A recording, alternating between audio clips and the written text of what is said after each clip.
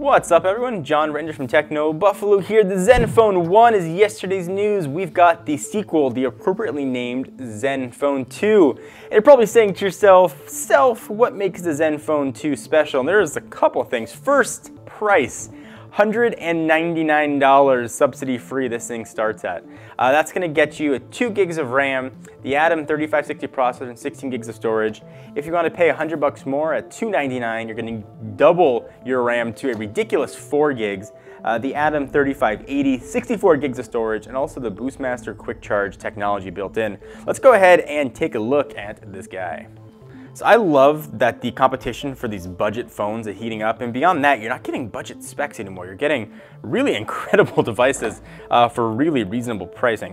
So I mentioned the price already. I talked about some of the specs, but it also has a few other things that not a lot of other phones have, and I'm going to walk you through that as we take a look at what's inside. We have the red version here. It's also available in Glacier Gray, Osmium Black. This is the Glacier Gold and Sheer Gold. So fancy names for gray, black, red, and gold.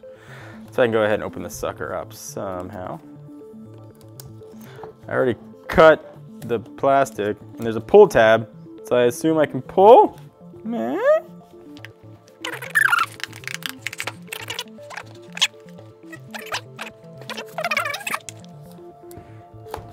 Ah! All right, I had to go beast mode on that box to get this sucker open. Here, friends, is the Zenfone 2. And you could read the specs, but why read the specs when I could just tell you about them? Let's go ahead and pull the phone out. There is the Glacier Red. Push off the side for a real quick second and see what else Asus is going to include inside of the box. We've got Asus phone in search of the incredible. We've got what I presume is the quick charge. I think we've got the bigger SKU here, and then we just have a micro USB cable. And that is about it. So here is the Zenfone 2. Let's pull off the plastic.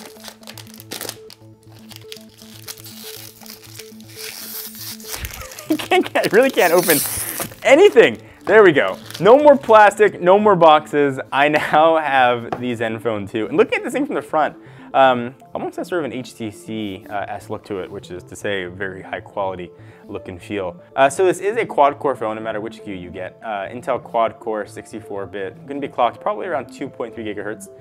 The screen is 5.5 inches, and it's a 1080 screen, so it's 1920 by 1080. It's backlit LED, and if you could do math very quickly, that is 403 PPI. And of course, there's the Intel Atom logo. Protecting it is Corning Gorilla Glass 3 with anti-fingerprint, so I'll be the judge of that. My fingerprints tend to be extra greasy. It does have cameras. This little sucker on the back is made by Toshiba. It's a 13 megapixel camera with an f2.0 aperture. It's got another camera on the front. This is an OmniVision camera. It's 5 megapixel. Storage, as I mentioned, is going to depend on which one you get. 64 gigs built in, but they're all going to have expandable storage. You are going to have dual SIM, so you can actually keep 2 phones on 2 different networks up and running. And a 3000 milliamp hour battery. So I'm going to go ahead and set this guy up. We'll take a look at the UI. So I've got the back off of this phone. It does come off and is obviously removable. Not removable though is the battery. So there's SIM 1 and SIM 2. SIM 1 you're going to get full 2G, 3G, and 4G LTE. On SIM 2 you're going to get 2G only, so bear that in mind. And then you can see the rear facing volume buttons up and down. Then in the middle on the top is where your power button is going to be. So let's take a real quick look at the software. Again, this is just turned on. We have some software updates to run, so we'll review the full shipping software when we do the full review. I think there are a few updates going to be coming, but here is what the UI is going to look like. And this is based off of Android 5.0 Lollipop. In fact, the current version we have on here is 5.0. And you can see what Asus has done. There's an icon pack on top and some animations, but in a lot of ways they've let Android be Android.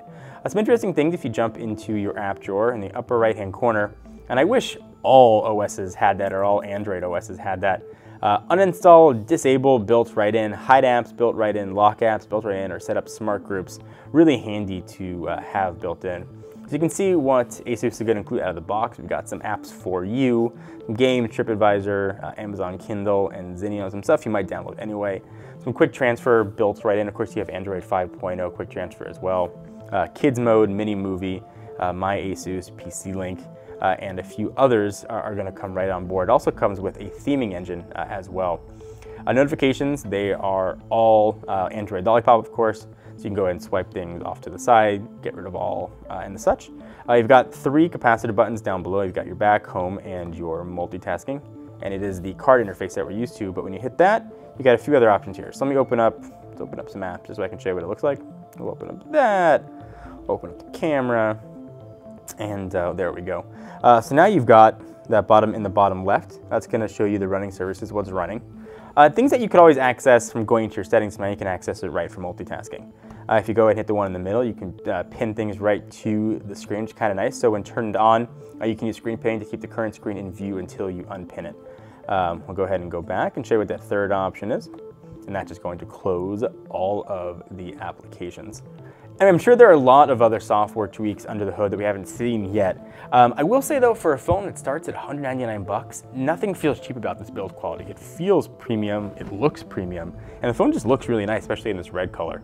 So for either 200 or 300 bucks, you're getting a really nice phone, and the dual SIM, you know, if you travel, is a great option. You could put in international SIM as well as your current SIM, and really have the best of everything no matter where in the world you are. Anyway guys, this has been a first look at the Asus Zenfone 2. Anything you want to see us test further, be sure to leave it down below, and we'll make sure that we do full software updates and check everything new here by the time we do our full review. Until then, I'm Jod Ranger from Techno Buffalo. See you guys next video. Bye-bye.